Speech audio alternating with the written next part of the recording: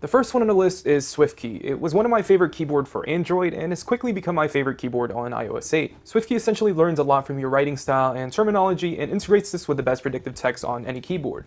Start typing your address, and once you've done that once or twice, it'll automatically predict each line so that entering that in the future will take seconds. And the same goes for email signatures, signing off your name, and or duplication of common sentences. It's really accurate whether you're swipe typing or tap typing. It has the best recognition I've seen on a keyboard so far. You can choose to use a dark theme or a light theme through Swiftkey's own app, and there's also Swiftkey Cloud, their own very cloud-enabled Google or Facebook-connected storage service, which allows the app to save what it's learned about you so you don't have to start training the app from scratch on other devices. And the best part about Swiftkey is that it's free, so you can download it now via the App Store.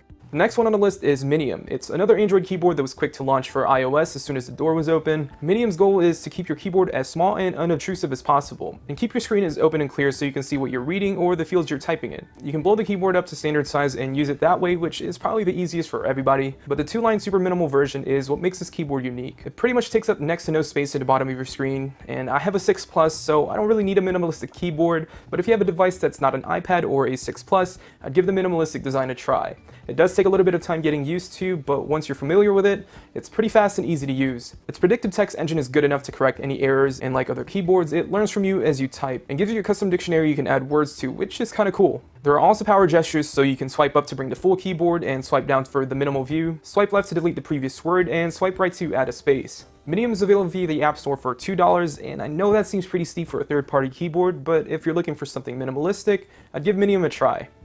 Third one on the list is Swype. Swype is the original swipe-to-type keyboard and made waves when it launched on Android by offering users a whole new way of typing that didn't really involve tapping individual tiny virtual buttons. Swype is pretty much just like Swiftkey, and if you've used both before on Android, then you know how it performs. Both are very similar in terms of functionality. They both have swipe-to-type, predictive text, but Swype as of now offers more themes and has its own personal dictionary that you can load up with custom words that you frequently say, and you can tell it to automatically learn those words without you having to manually add them. Swype is available via the App Store for 99 cents.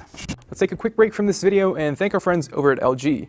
We love smartphones, and the LG G3 is our highest reviewed Android smartphone. John said it's the best smartphone he's used, and I agree. It's equipped with a 5.5-inch Quad HD screen that looks absolutely gorgeous. There's a built-in laser autofocus for super fast focus, and the G3's camera is just one of the best we've tried. The LG G3 is available in all major carriers, so check it out and give the LG G3 a shot. Next one on the list is TouchPal. We actually took a closer look at TouchPal when it was still in its alpha build. It's probably one of the more stock-looking keyboards for iOS 8. It's very similar to iOS's stock keyboard and also has the ability to swipe to type like Swiftkey and Swype, and there are also a few other gestures built in as well, like swiping up for numbers, down for symbols, and swiping left to delete words. TouchPal is the only one on this list that has swipe to type and emojis built in, which if you're like me and you love using emojis and the ability to swipe to type, then TouchPal would probably be the one you'd want to use. Unfortunately, TouchPal's swipe to type feature is a bit too odd for our taste. Unlike Swype and Swiftkey, words won't automatically show up until you press the space to actually commit it to the line and start the next one. It is a bit off-putting, but that aside, it's a pretty solid keyboard and it's completely free, so if you want to give TouchPal a try, you can grab it via the App Store. The last one on this list is another keyboard that started out on Android. Now, Fleksy has been out for quite some time now for iOS, but as a standalone text processing app. Fleksy is a little more unique than Swiftkey and Swype. Although it doesn't offer swipe to type, it does use gestures for other things, like erasing an entire word with just one back swipe across the keyboard, or replace the words you entered with one of Flesky's suggestions by swiping down on the keyboard. It offers emojis just like TouchPal, which is great, and just like other keyboards that I mentioned, Fleksy can connect to either Facebook, Gmail, and Twitter to learn more about your typing style. And Fleksy offers quite a few customization options too, like 12 colorful themes, 6 which you'll have to pay for, and 3 size options for your keyboard, which can be pretty handy. Fleksy is only 99 cents, so give it a try and let us know what you think.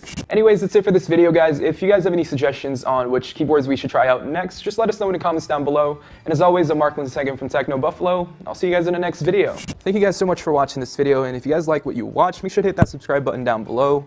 We're also on Twitch, so make sure to check us out at twitch.tv/technobuffalo and see us play some video games every now and then.